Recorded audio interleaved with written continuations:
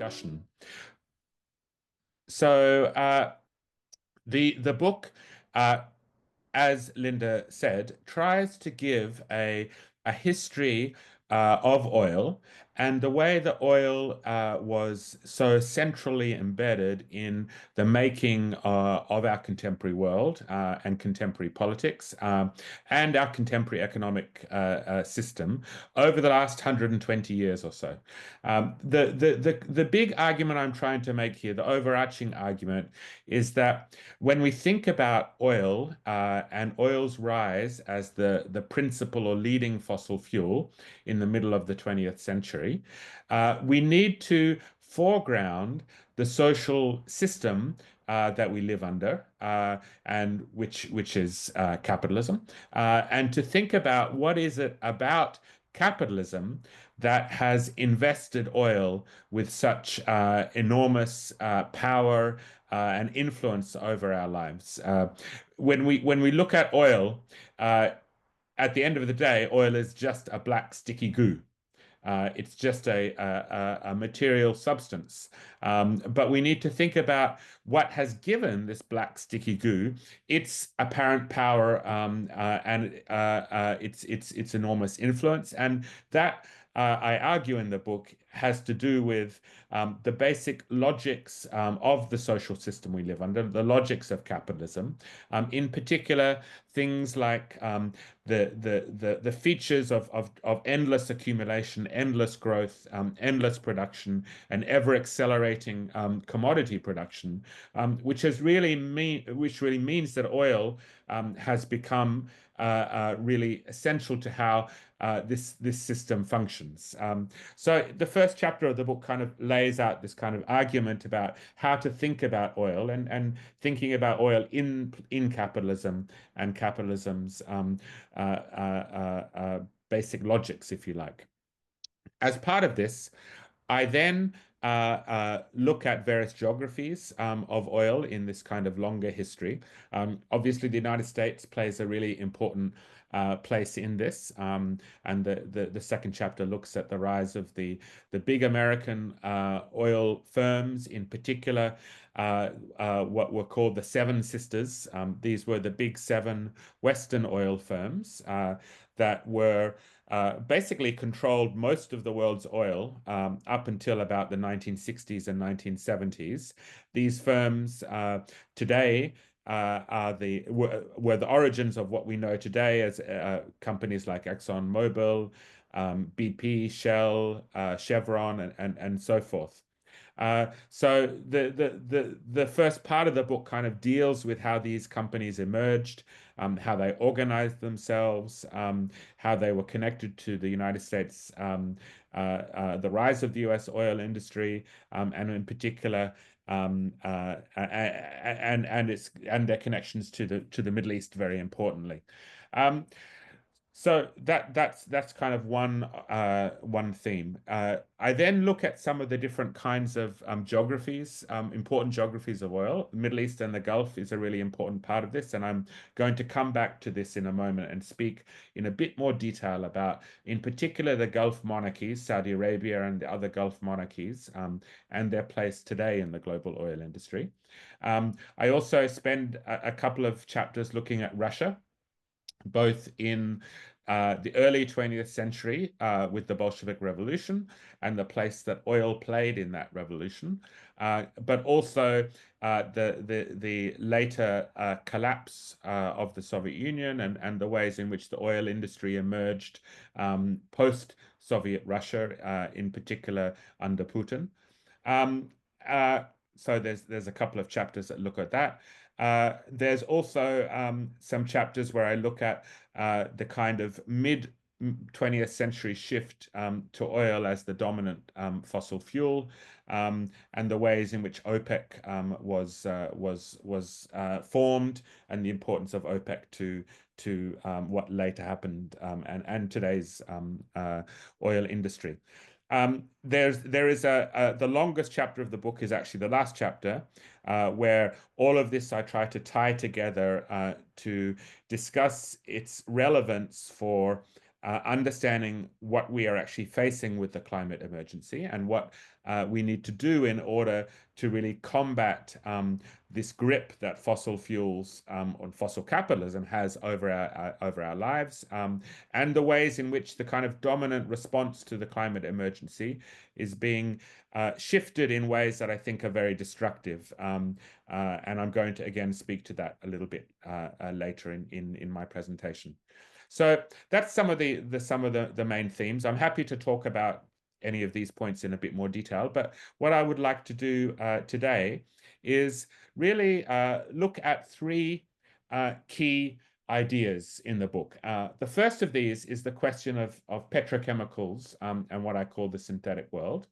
And I'll speak to this in a second. And then I'm going to turn to looking at the rise of national oil companies, big state-owned firms like Saudi Aramco, and what this means for the oil industry and how we can understand the global industry today. And then thirdly, looking at some of these implications around climate policy and climate activism. So let me begin with this question of petrochemicals. Now, one of the arguments I really try to make in the book is that too often when we talk about oil, we think about it simply as a liquid transport fuel, the kind that what we fill our cars up with in the service station, and that's kind of how we understand oil as a commodity. But actually, there was in the middle of the 20th century a major transformation in our social lives, and that was the emergence of the petrochemical industry, and in particular, plastics. Now, these synthetic products displaced naturally occurring substances like glass or natural rubber, and these kinds of substances, cotton and wool, etc., and really displaced these products and instead made much of our material consumption as byproducts of the oil industry, because these petrochemicals and plastics are ultimately products of oil or gas. Okay, they are fossil fuel products. About 98% of all plastics today are derived from fossil fuels. Now, this is what I argue in the book is a really crucial part of understanding the nature of the oil industry, because what this petrochemical industry did was it made a byproduct or waste product of the oil refining process into a useful substance, into these chemicals that basically underlie all of material production today. And if we look around us, in the rooms that we are sitting in, we are basically surrounded by these petrochemical products. The clothes that we are wearing are synthetic products derived from oil and gas. The plastics, the nylons, the rubber, synthetic rubber, the paints, all of these things that really envelop us mean that oil has come to permeate every aspect of our daily life, way beyond simply being just a liquid transport fuel. Okay, it underlies basically all material production. And this, I argue in the book, is a really important thing to highlight as a feature of the oil industry, because this transition, this emergence of this synthetic world took place in the middle of the 20th century. And what it did was it made the oil industry much more powerful, because the oil industry was no longer simply a producer of these liquid fuels like petroleum. They were also the producers of what came to underlie every aspect of our daily lives.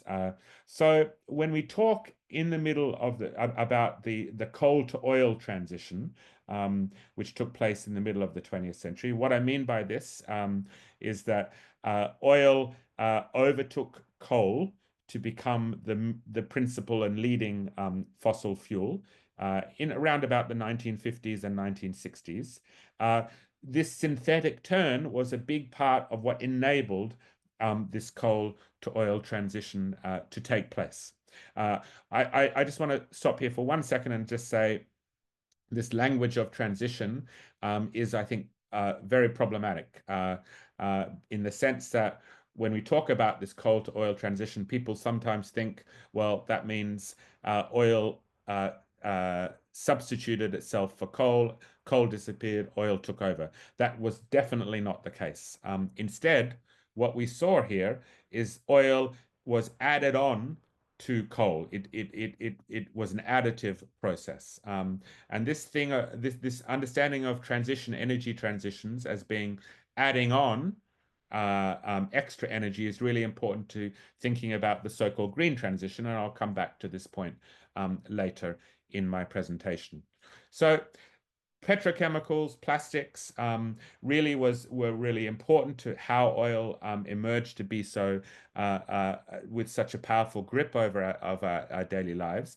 And it very much, I think, made oil invisible because that point I was making earlier, the fact that we are all of us sitting in a sea of oil, essentially, sitting in a sea of oil products, is something that most people don't think about.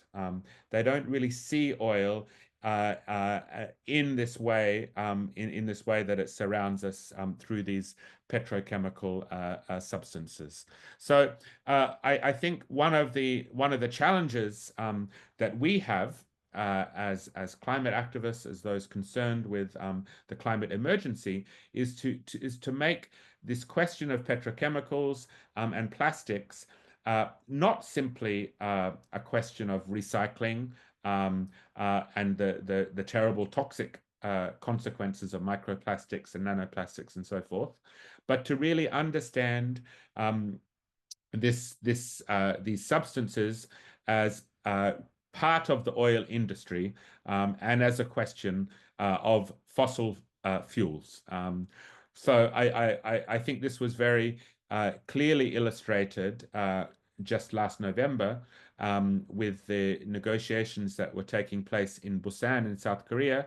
There was a big convention in November last year, which was discussing limiting the production of plastics. And there was much hope that this would come to a global treaty and plastics production would be limited. That treaty was eventually stymied, and the agreement never took place at Busan. And the reason for that was because the big oil companies, in particular, Saudi Arabia, as a leading oil producer, stymied any agreement. And their argument was that the problem of plastics is a problem of pollution, not one of production. So I think we need to flip this question on its head and say, actually, the problem of plastics is a problem of fossil fuel production, and it's not going to be dealt with if we simply see it as a question of recycling. The figures here, I think, are quite terrifying. About half of all plastics ever produced were made in the last 20 years only. And the figures are of a doubling in plastics production in the next, or by the year 2050. So this is an ever accelerating feature of the oil industry, and the oil industry very much sees plastics as the lifeline, as its lifeline. They speak openly of plastics as being the future of oil. So I think it's very important that we kind of shine a light on this question of petrochemicals, plastics, and the need to think about it in the context of the climate emergency and the fossil fuel industry more generally. So very happy to speak more to this in our discussion, but let me move on to the second kind of theme I wanted to discuss today, and that is the rise of the big national oil companies that took place in the latter part of the 20th century. As I said in the beginning of my presentation, for most of the history of oil, it was the large Western firms, ExxonMobil, Chevron, BP, Shell, and so forth, that really dominated and controlled the global oil industry, particularly outside of the US and the Soviet Union. These big Western firms were vertically integrated, meaning that they controlled everything from the extraction of oil all the way through its refining, the pipelines, the tankers, the petrochemical industry, and the eventual sale of those products to the consumers. However, in the last few decades of the 20th century, and in particular the early decades of this century, we've seen the rise of national oil companies, and these are oil companies that are predominantly state-owned by big oil-producing countries outside of the West. In particular, very important here is Saudi Aramco. This is the Saudi national oil company owned predominantly by the Saudi government. Now, Saudi Aramco began its life in the 40s as an American-owned oil firm operating in Saudi Arabia. However, it was eventually nationalized and taken over by the Saudi government. Today, it is by far the largest oil company in the world.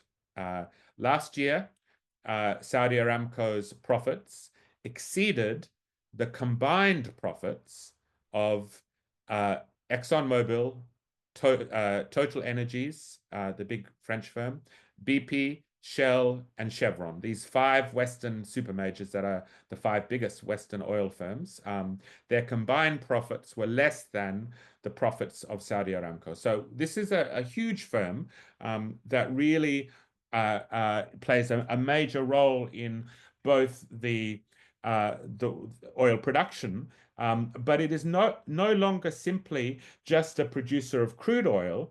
It's also become a major, it has followed in the footsteps of those Western supermajors in becoming vertically integrated. In other words, it's very much involved in the refining of oil. It controls plastics industries, petrochemicals production, tankers, pipelines, and so forth. So we need to think about these firms as not simply just extractors of crude oil, but also the downstream processing of other kinds of oil products, in particular the petrochemicals industry. Now, why have these national oil companies become so large and so predominant? What I try to argue in the book is that this is a majorly connected to the emergence of China as a global manufacturing center globally. And what that has done is it has really increased massively the global demand for oil. And most of this oil over the last 20 years has come from the Gulf states of the Middle East. This is a really important shift to understand in the world oil industry today. You can see on this table on the slide, this shows the share of world crude oil imports over the last 2 decades. You can see here in the year 2000, about 50% of the world's oil was going to the US and Europe. Today, that proportion has completely shifted, and the big demand for oil imports is coming from China and the wider East Asian region, South Korea, Japan, and so forth. China now takes up about 20% of the world's oil imports, and most of this oil comes from the Middle East, in particular the Gulf states. So what this has meant is that there has been a huge increase in global demand for oil, and it has shifted the world oil trade and the Gulf's oil exports away from US and Europe towards China and East Asia. There's been an eastward shift in oil exports globally. And this is what I've called an East-East hydrocarbon axis that links the Middle East and East Asia in very profound ways and has underpinned the growth of these national oil companies like Saudi Aramco. So we can see this also, by the way, in refining capacity. So this is how much of the world's refining. So refining is when crude oil is turned into a useful product. So it's a really important step, oil refining. And we can see here that again, China and East Asia now make up about a quarter of the world's refining capacity, whereas it used to be headquartered in North America and Europe. Now it has shifted eastward, and also the Middle East is a major center. Probably today holds more refining capacity than Europe. So the point being here is that the kind of geographies of oil have shifted eastward through this kind of east-east circuit that links the Gulf with China and East Asia. It's also true in relation to plastics. So the big importers of plastics globally is China. And these two basic chemicals are really key products that are really underlie all of the materials that I mentioned earlier. The basic these are often described as the world's most important chemicals. China is where these products are imported and then processed into manufactured goods that then get exported all around the world. And again, a significant proportion of what China imports is from the Gulf states in this respect. So we see this kind of linkages between the two regions, I think, in quite significant ways. Now, I just want to, I'll skip this slide and move to this one here, and start to turn towards some of the questions of renewables and climate policy, given some of these questions that I've described.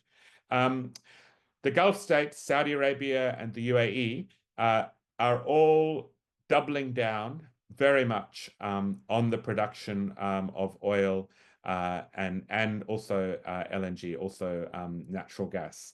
And their talk of Saudi Aramco and the UAE, United Arab Emirates, Kuwait, and the other Gulf monarchies of expanding their fossil fuel production is very much part of their national strategies. It precedes Donald Trump's drill, baby drill call. But at the same time, very interestingly, these Gulf states are also building out solar and wind production at the same time. And this might seem a bit paradoxical. Why are these big oil-producing countries not only calling to expand their fossil fuel production, but at the same time expand renewables? And I think this really tells us something about the nature of this energy transition question. And the answer to this paradox is what has been described by the Saudi oil minister as the triple win. What he was saying here, what he meant by this, when asked by a journalist, why are you expanding solar in particular while you're a major oil power? Why do you care about renewables? He said, well, we see it as a triple win. Number one, it means that we can cheapen our electricity costs at home. In Saudi Arabia, in the United Arab Emirates, and in these other oil-producing states, most of the electricity that is produced is produced through oil and gas, and they hope to cheapen the cost of this electricity production because they have expanding industries. They also have air conditioning, big consumption of air conditioning, among the highest in the world because of the climate there. And they hope to cheapen that production, that electricity production. That's the first win. The second win is they hope to uh, claim their climate goals, if you like. They hope to be able to say to the world, "Look, we are achieving our climate targets." And then the third win, and this is the important point, is they hope to increase the amount of oil available for export. So in this sense, they are speaking of this triple win. So this, I think, is an important thing to try to understand, because it does go to some way to explaining why these Gulf monarchies are playing such a big role in steering the climate policy negotiations at a global level. COP28, for example, the COP28 summit was held in Dubai a couple of years ago. The COP28 summit was headed by the head of the big UAE national oil company, Sultan Al Jaber, his name is. So we had the oil industry essentially steering these climate negotiations. So just to wrap up some of these points, I had mentioned, sorry, yes. I had mentioned this question of thinking about energy transitions, and to me, this graph is very stark, and I think really needs to be understood well. You can see this graph shows the total energy supply from different kinds of energy sources. You can see the middle of the 20th century, around 1950, this oil's emergence as the leading fossil fuel, the orange substance here. And you can see the way this really accelerated from the middle of the 20th century onwards. Oil really was what kind of sparked, if you like, the climate emergency that we're living today. The huge impact on the biosphere through the introduction of oil as the leading fossil fuel is what has been described by scientists as the great acceleration in terms of human impact on the biosphere. And you can see the dating of this is very clearly the middle of the 20th century. Now, you can also see here, however, that oil coming into the energy mix didn't mean that other energy sources were no longer used. In fact, they continued to increase. Coal, the production and consumption of coal last year was the highest ever. The same was true of coal, of gas, natural gas. The same was true of oil. So these energy transitions tend to be additive. They tend to add on to one another rather than replacing one energy source or the other. So this is I think, a very important point to understand when we're thinking about the way that renewables are often discussed, that it's not about replacing oil, gas, and coal, but actually about adding to the energy mix. And this graph, I think, very clearly illustrates how that has happened. In fact, the world's consumption of oil has only dropped basically annually about 4 times in the last 80 years. And that has been very much connected to moments of global recession, like the 2008 recession, and like the COVID pandemic. So this I think really, I think when we think about the ways that these energy sources are talked about, we need to think about this as an energy energy addition, not transition. The other thing that I'll wrap up on this point is that um, the the uh, the climate kind of policy making. In the last chapter, I spend a lot of time talking about the kinds of solutions that are being put forward to tackle the climate emergency at the COP summits and so forth. And I think it's quite clear that the ones that are on offer, the dominant kinds of narratives about the climate emergency, and the proposed solutions are very much false solutions. In particular, the idea of carbon capture and storage. Linda was telling me in Ohio, there's a lot of discussion around this particular technology. This is a technology that was invented by oil companies back in the 70s, and which has been heavily promoted by oil companies today, because what it enables these companies to do is essentially increase their fossil fuel production, because with very little actually proven efficacy on being able to capture carbon in this kind of way. So this I think is a very dangerous road to go down. The other kind of solution that's often put on hand is hydrogen. And again, looking at the hydrogen industry, which is again heavily promoted by oil companies, including Saudi Aramco that I mentioned earlier. This industry is really heavily based again in fossil fuels, particularly in what's called blue hydrogen. So I think there is a need to kind of unpack these kind of techno fixes to the climate emergency, and think about how we need to tackle this bigger problem through the actual ways that our society is organized, thinking about the ways that we consume, the ways that we produce, the ways that our urban spaces are organized, fundamental changes rather than the kind of techno solutions that are being promoted heavily by the oil industry in recent periods.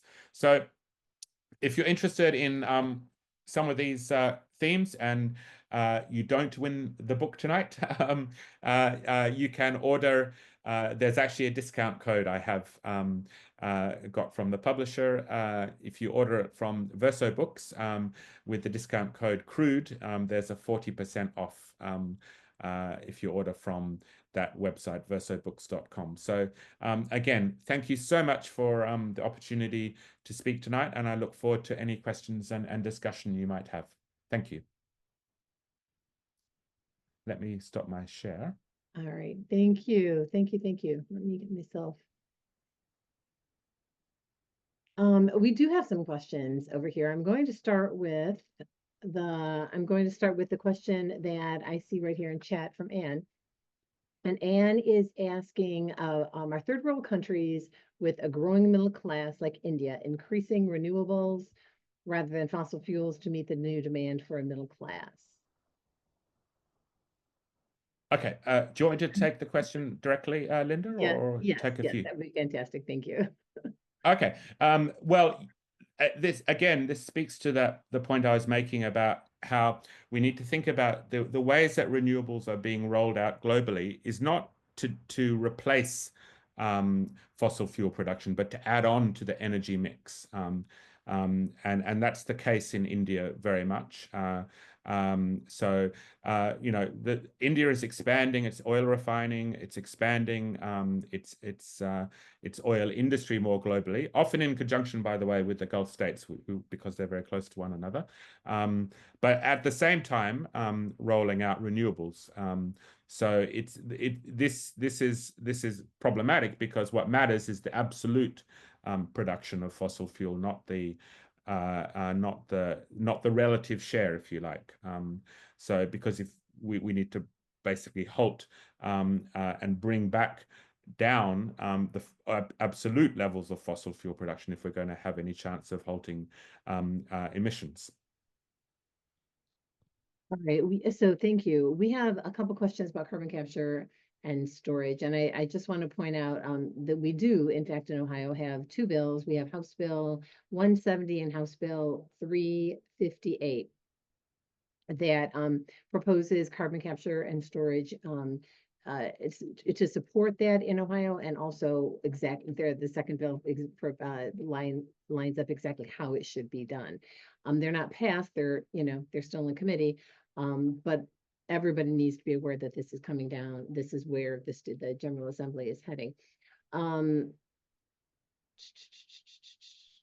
so so Anne's question kind of goes along with this other question, and that is, Anne is asking, can you tell us why? And I think like to help us explain to other people. I know on our FACT website, we have a couple articles by Dr. Randy Pukladnik about why it doesn't work and what the problems are with it. But what are some other ways that we can like let people know, no, this is not a solution. This is a way that the oil and gas company, this is where the oil and gas companies are promoting their product and increasing their profits.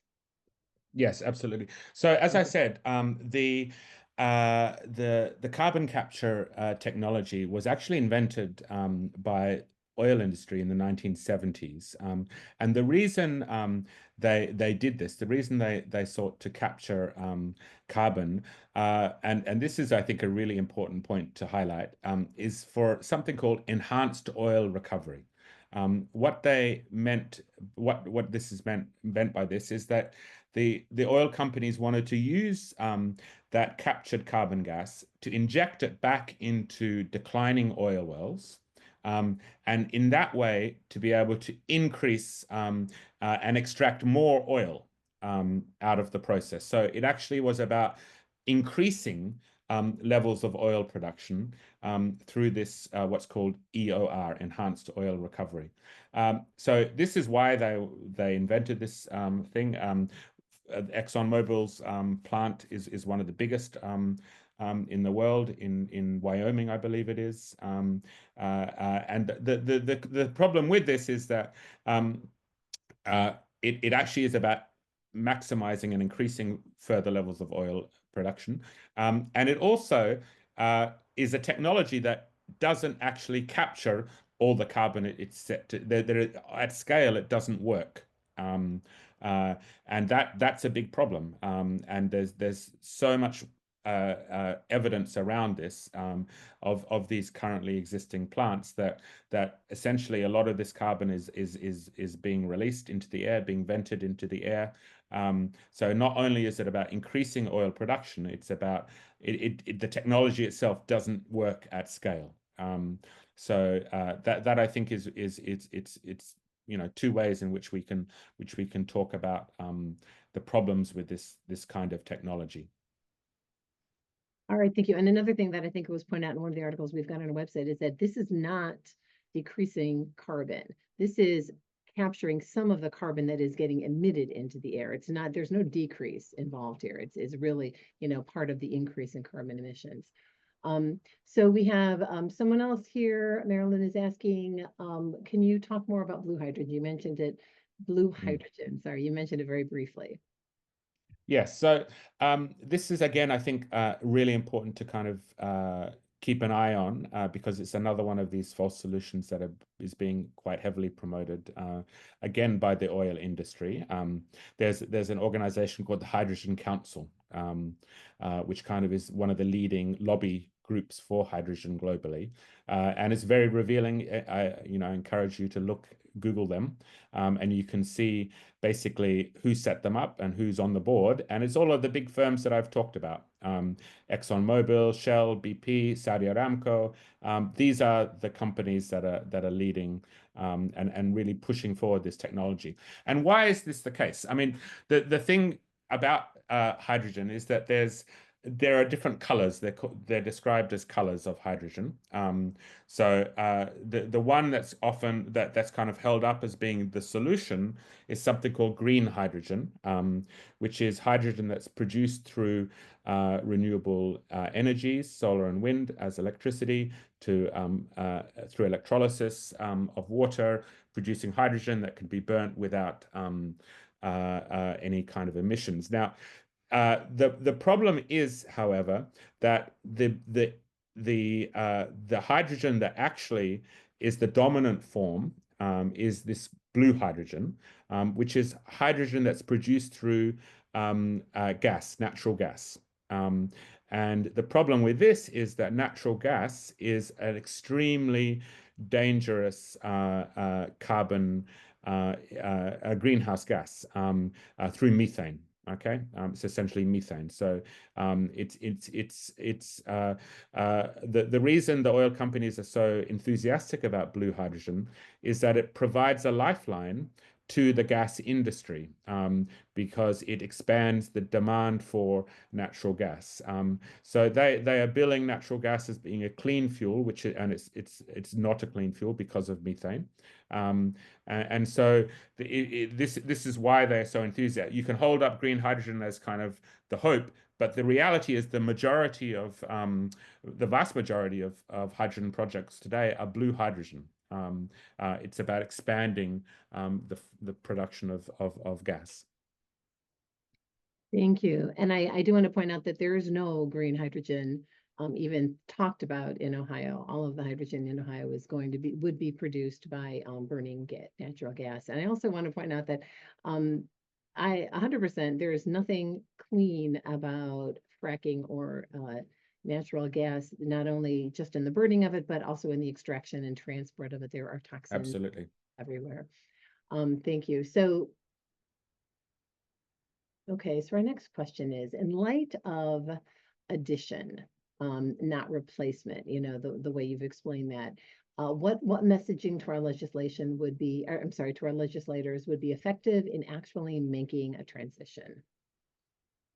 I mean, I think it's really important to obviously advocate for the renewables industries. I mean, solar and wind.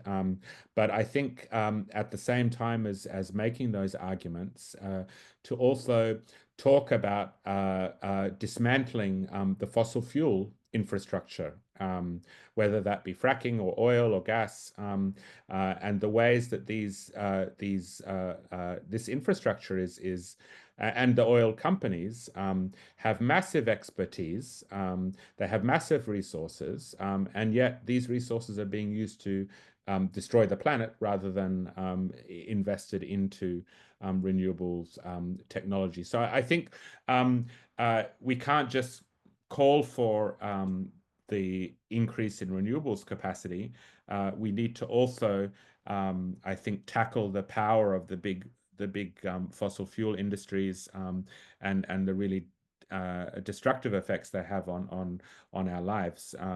So I think twinning the messaging with both of those things, and I think in my experience, the kinds of most effective ways of doing this is actually about mobilizing people in actions and protests of these kinds of fossil fuel infrastructures.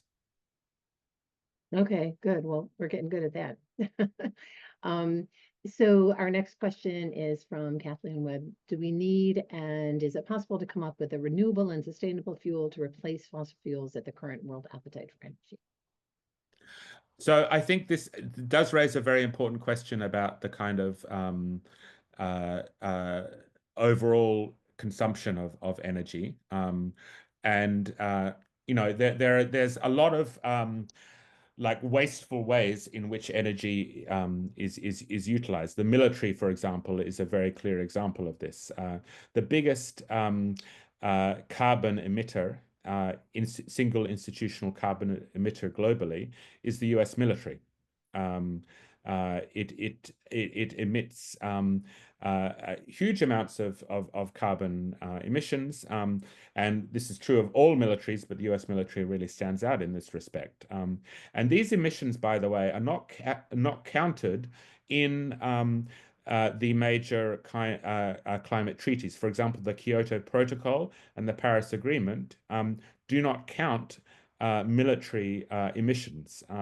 So when we're talking about kind of global energy use, we need to tackle, I think, the place of these wasteful, dangerous, destructive forms of energy consumption, like the military, like private jets, like super yachts, all of these kinds of things. So I don't think we can answer the question abstractly, but there are certainly ways in which there are certain uses of or consumer consumption parts of energy that can be dramatically reduced, I think, in a different kind of society.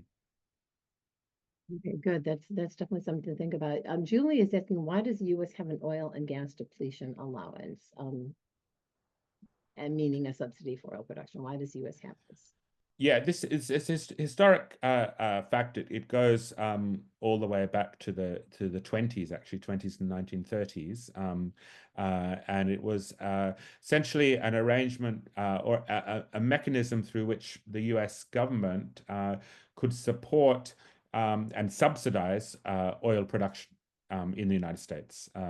And there's a whole in my book I go through a whole range of different tax arrangements and this depletion allowance that really, if you like, shifted the burden or the cost of oil exploration and production onto the government and therefore onto taxpayers, and away from subsidizing therefore the profits of the big oil companies. And this has remained in place through till today.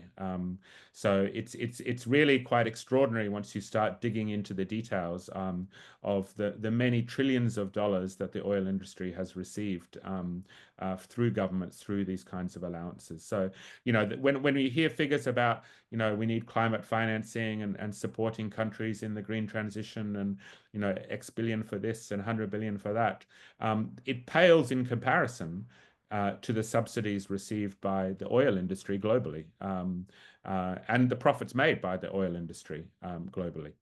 The oil industry has made $1 trillion a year, every year of the last 40 years in profits. So the money is there. Yeah, so there's two questions left in chat, but there's three questions over here as well. So in the US, corporations have been given personhood in some respects. So that allows them undue influence through the Citizens United Act, but corporations have no moral or humanitarian compulsion guiding them. They are totally driven by profit since 2010. So which is one of the reasons we have subsidies for gas companies, I think. But how does this compare to oil and gas companies in other countries like Saudi Arabia, China, in other parts of Europe? Do you see the same kind of, it sounds like you see the same kind of undue influence, but how does this compare? That's a really good question, and thanks for that, because it allows me to make a point that I think is really useful to think about, or important to think about, and that is the differences and similarities between the big Western companies like ExxonMobil and the big national oil companies like Saudi Aramco. If we think about these if you look at these companies, you look at their kind of messaging, the kinds of climate policies that they're following, the carbon capture, hydrogen, all of these kinds of things, they're very similar.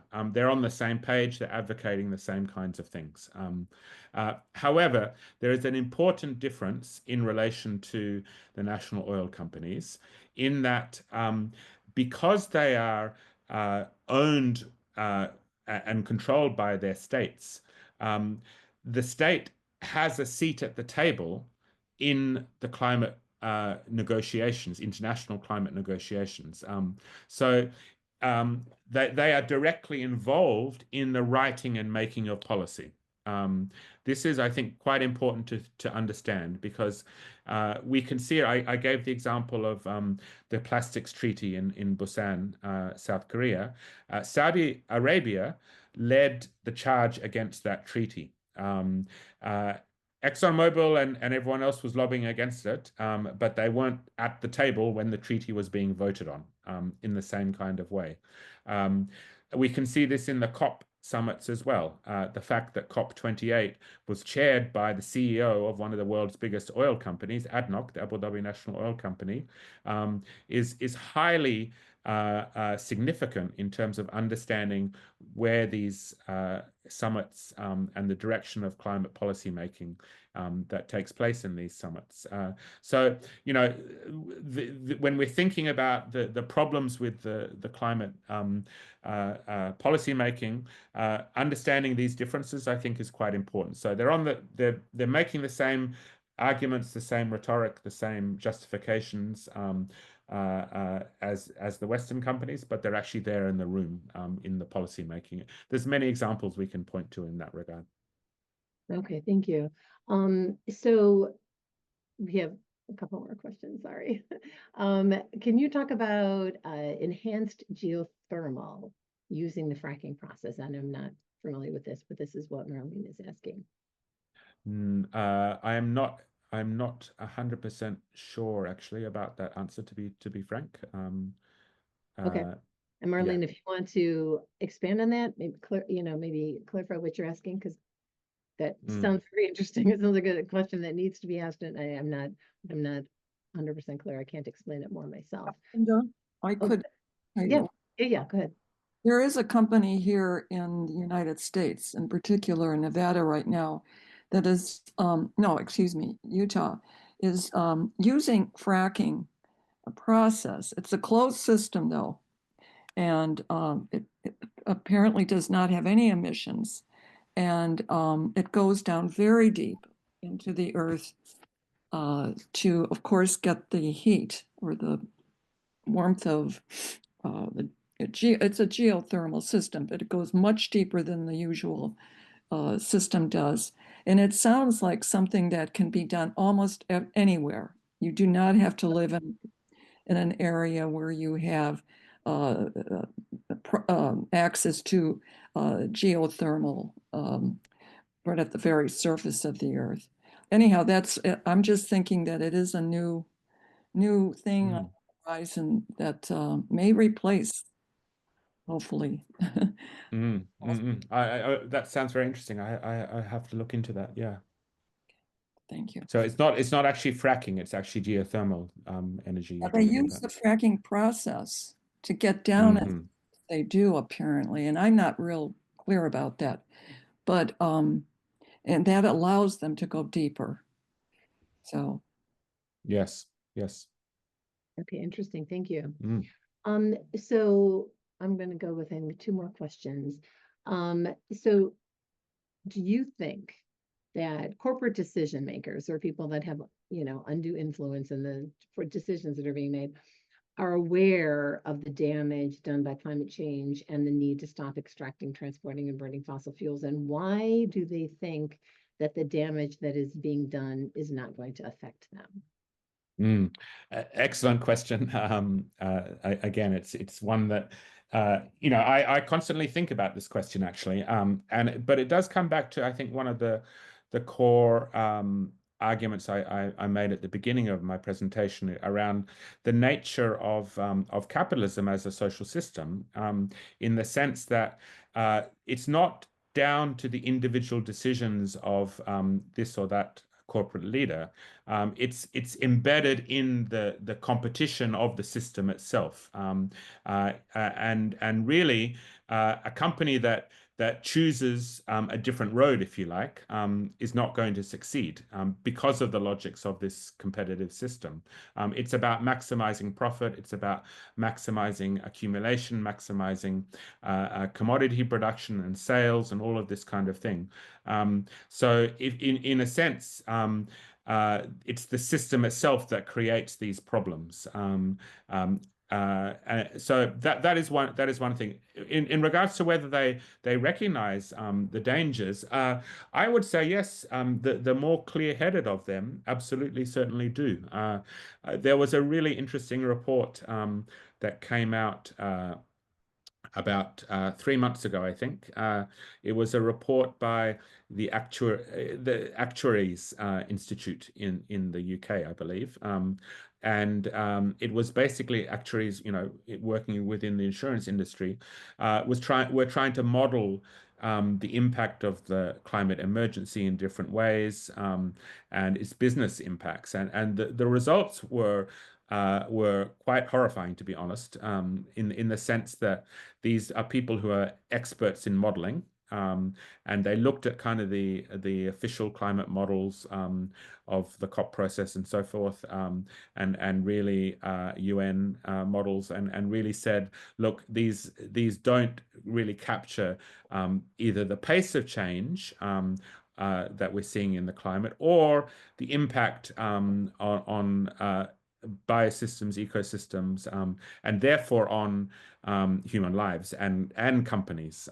So I think looking at those kinds of studies, insurance industry is other kinds of insurance industry. There was a report last week making it, or a statement by a leading insurance company CEO, I believe, making the same kind of point that, look, the world is going to become uninsurable, or big parts of the world is going to become uninsurable. So I think in that sense there is a strong recognition around these potential impacts. So it sounds like we need to move to more of an energy democracy as opposed to a capitalist system for the reduction of energy, since it is it's a common good. It is something that everybody needs at this point. So I'm gonna let this be the last question because we're going over. Do you see much hope in corporations which have public good included in their articles of incorporation and not simply profit?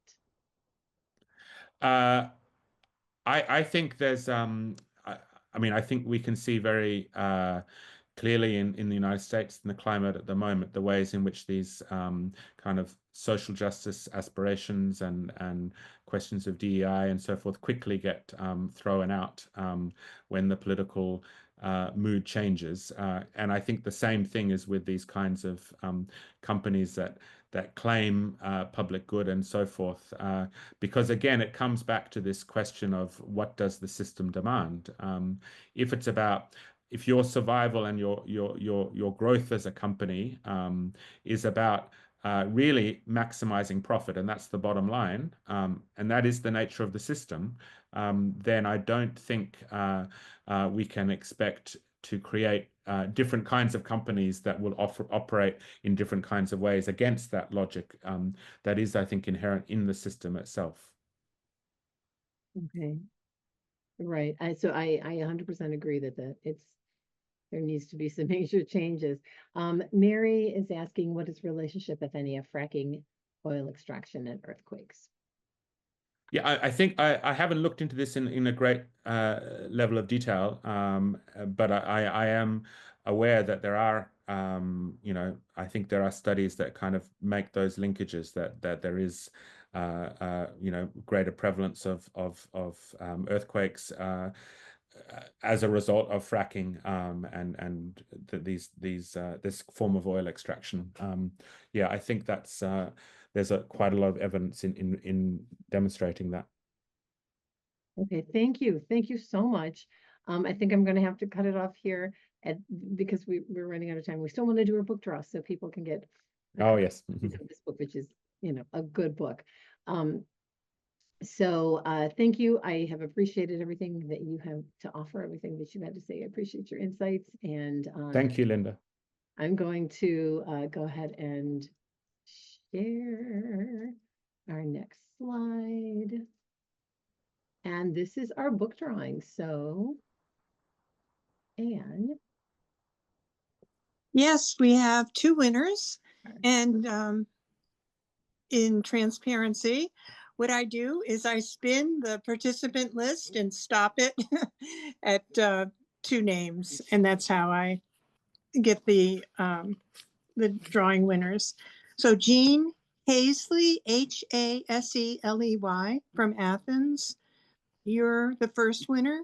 And John Berry, Berrie, you are the second winner. And I've sent you a message in the chat. And if you can look in the chat for my message and respond with your snail mail address, because we're going to send you your book through US mail. And thanks so much for being here. And congratulations.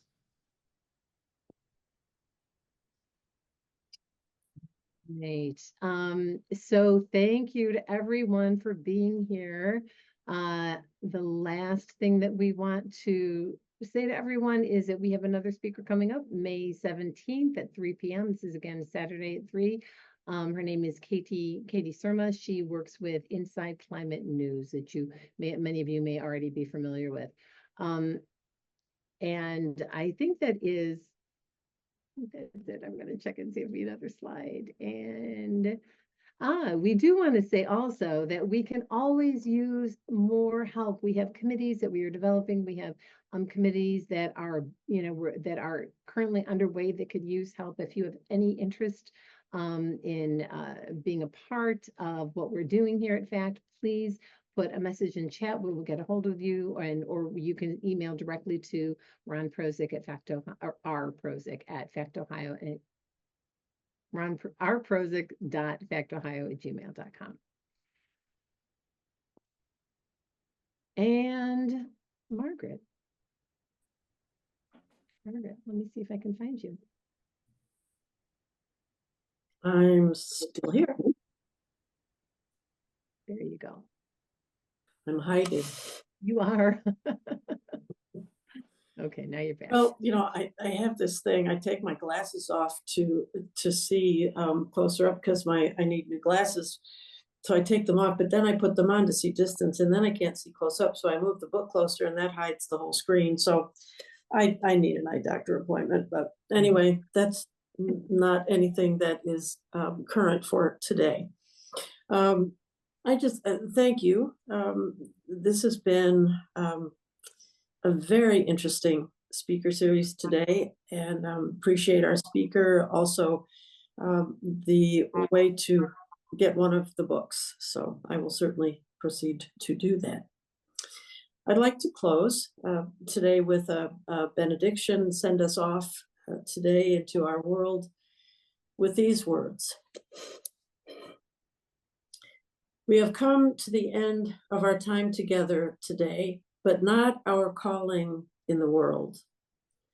We close our time together with a humble reminder that justice and equity are our spiritual practices to embrace. Each day, every day, we are blessed to be the embodiment of what is possible when justice and equity ground us in all that we do. May we go forth with the light and warmth of our belief in our hearts until we are together again. Amen. All